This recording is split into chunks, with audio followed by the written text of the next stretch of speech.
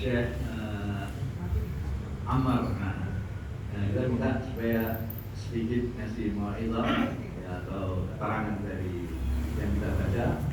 Terus insya Allah Syekh Rasad bersidah, dan insya Allah nanti malam Al-Habib Ahmad akan bersidah.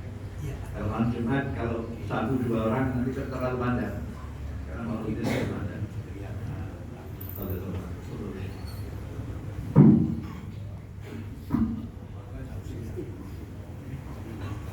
Assalamualaikum warahmatullahi wabarakatuh.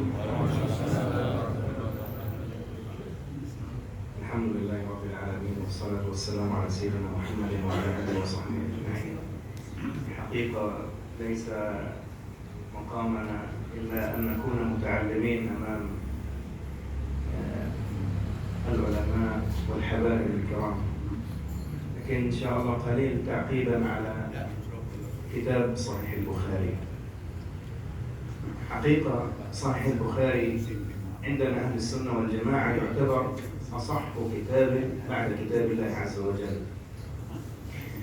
وهناك يوجد في هذا الزمن، يعني أولا نحن نثني على هذا المجلس الذي يتلى فيه كتاب صحيح البخاري، وهو حفظ لميراث النبي صلى الله عليه وآله وسلم، خصوصا أن في زمن الآن موجود فيه ما يسمى بالتنويريين أو القرآنيين أو الحداثيين، الذين لا يريدوا إلا أن يقدحوا أو يشككوا في كتاب صحيح البخاري. كتاب صحيح البخاري الإمام البخاري، وقد أخذنا بحمد الله الإسناد إليه كاملا، وبيننا وبين الإمام البخاري 16 رجل. هناك في صحيح البخاري حتى بعض شباب المسلمين إذا أراد مشكك أن يشكك في أحاديث البخاري، هناك شيء علمي نسميه المعلقات أو تعليقات الإمام البخاري. هذه ليست من الأحاديث، فلو أراد أحد أن يشكك في أحاديث البخاري لا يستطيع إلا أن يشكك في المعلقات أو تعليقات الإمام البخاري. لذلك الإمام البخاري كان عنده منهج علمي ومنهج أيضا يا كرام نسميه صلة بالله وبرسول الله صلى الله عليه وسلم.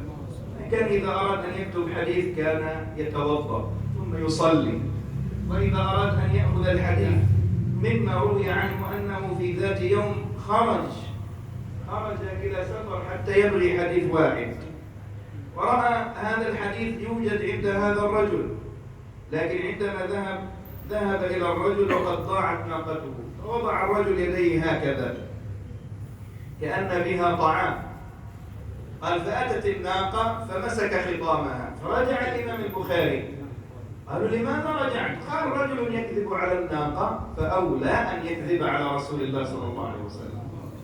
لكن ما أهم يميز الإمام البخاري هو علاقته بالله وبرسول الله صلى الله عليه وسلم، التي كان قبل الكتابة ما يكتب حديثا إلا ويتوضأ ويصلي. وقيل ومما قيل عنه أنه كان يرى رسول الله صلى الله عليه وآله وسلم.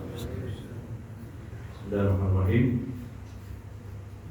Beliau Syekh Ammar daripada negeri Palestina sana, beliau mengatakan di dalam ceramahnya, beliau mengatakan bahwa secara hakikatnya aku datang ke sini bukan untuk memberikan tausiah ataupun ceramah.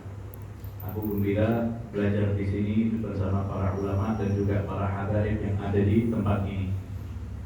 Kalaupun ada, beliau akan menyampaikan sedikit mengenai kitab Sahih Bukhari yang biasanya kita baca, sebagaimana yang tadi kita baca.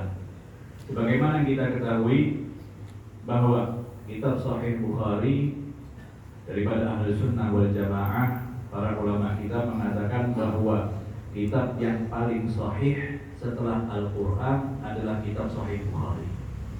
Dan beliau sangat gembira sekali, sangat memuji sekali daripada majlis-majlis seperti ini yang dibacakan daripada hadis Bukhari ataupun kitab Bukhari, yang mana dari sini hadis tersebut, majlis tersebut bisa menjaga daripada warisannya Rasulullah Sallallahu Alaihi Wasallam.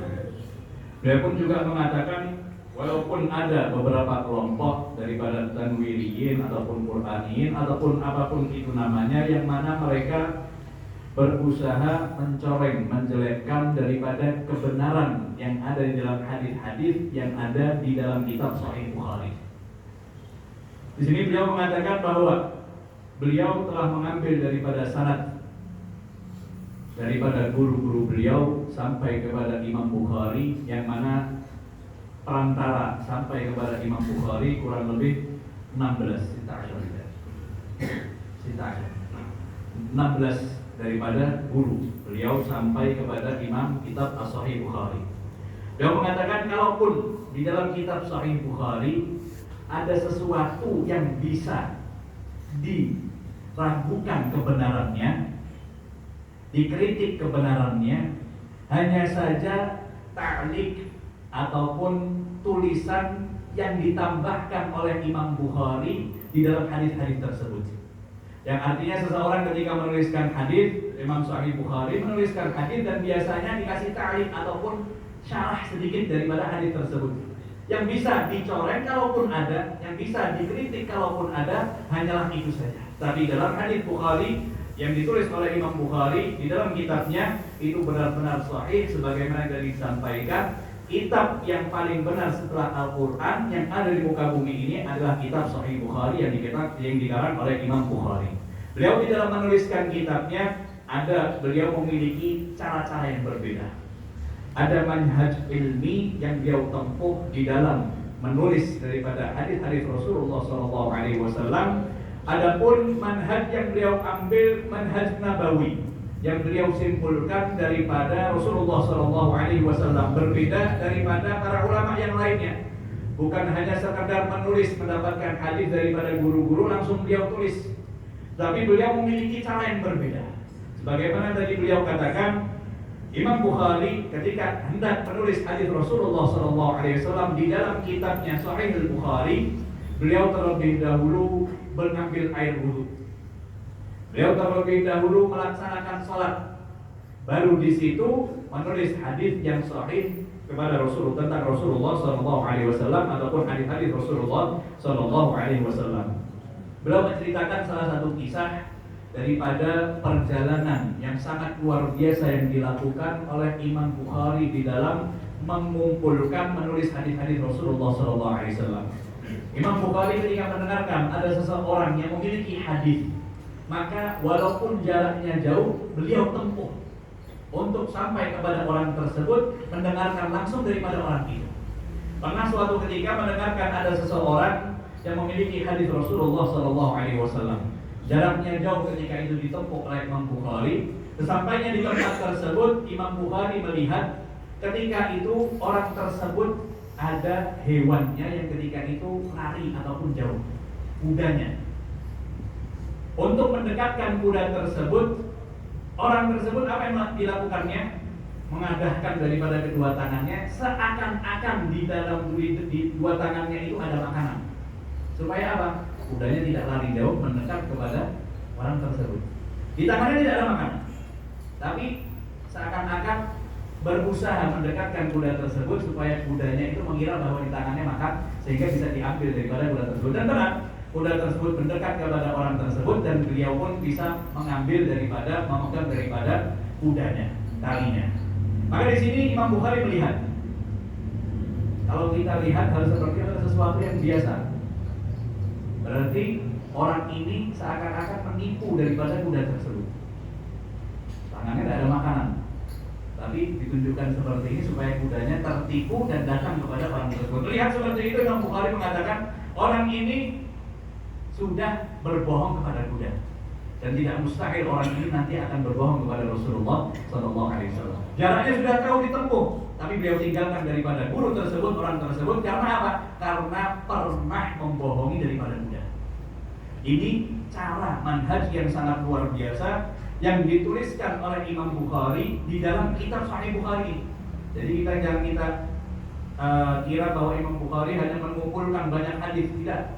Beliau di dalam manhaj ilminya memiliki manhaj di dalam menuliskan hadis, sebagaimana tadi dikatakan, mengambil air wudhu terlebih dahulu, melaksanakan sholat terlebih dahulu. Bahkan ada yang mengatakan bahwa beliau melihat Rasulullah SAW di dalam menuliskan hadis tersebut.